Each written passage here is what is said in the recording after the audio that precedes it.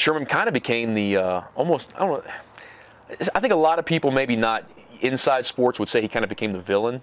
I didn't really try to paint it that way because I didn't feel that, but I know that a lot of people that aren't super sports nuts sort of perceived it that way. So I don't know that I can definitively say like there's more of that than there probably was. I think that we just know of those situations much more easily because of the web and how quickly news is dispersed and how quickly that video can get to ESPN and be turned like that, and how quickly the web and tweets and there's 8 people rolling on that interview with their phone right then. So, and it's going up somewhere, Bleacher Report, something like that, Like it prevents teams from opening up. It prevents coaches from opening up. It prevents athletes from speaking their minds. Or a lot of times, they feel so guarded, and instead of saying the first thing that's on their mind, which Richard Sherman did, instead they say the first thing that comes to their mind is, make sure I don't say something I shouldn't say here. I mean, you can be a fan and just,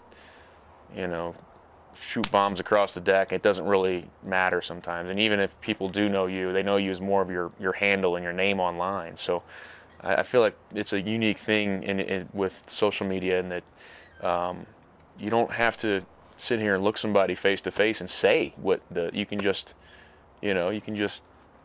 Yeah, I think what you're seeing is, that would have still been a huge storyline for me here in Denver, and it would have been a big storyline nationally. I don't think that people don't pile on. They don't, you know what I'm saying, without Twitter, without viewing that on Vine 20 times over that night, and instantaneous, reaction and that public outpouring. Now we don't have to really let things, instead of seeing it like the next morning as you wake up and see the news or something, oh, that was kind of this or that. Like it's just so instant. The way social media works anymore is it can sort of color athletes in a different personality and light than really what their true personality is.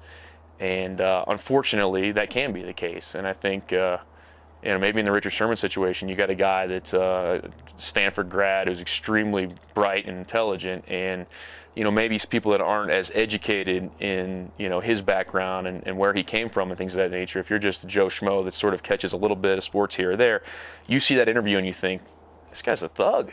This guy, I mean, what's he running his mouth? I don't get it. To whereas it's kind of the opposite of that in a lot of regards. The guy caught up in the emotion of the game in a very emotional state when that play just happened. The next thing you know, there's a microphone and millions of cameras, that.